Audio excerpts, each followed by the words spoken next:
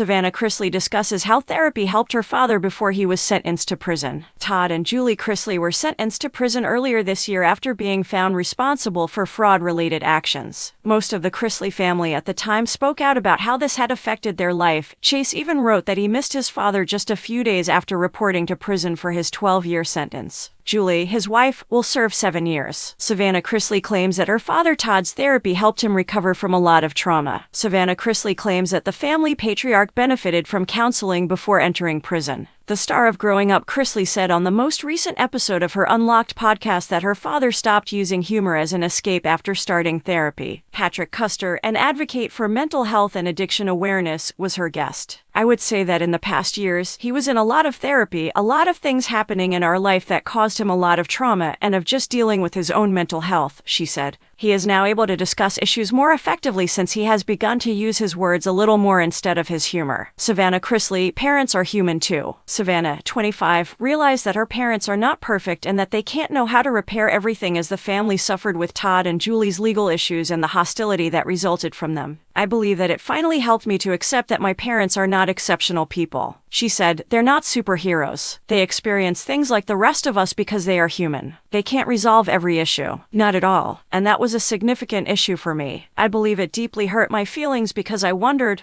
they can't fix everything. Parents are human too, says Savannah Chrisley. As the family struggled with Todd and Julie's legal problems and the antagonism that followed them, Savannah, 25, came to the realization that her parents are not flawless and that they cannot know how to heal everything. I think that accepting the fact that my parents are average human beings helped me finally. They are not superheroes, she remarked. Because they are human, they go through the same experiences as the rest of us. They can't fix every problem. In no way. And for me, that was a big problem. I think that seriously wounded my sentiments because I question whether they could possibly mend anything.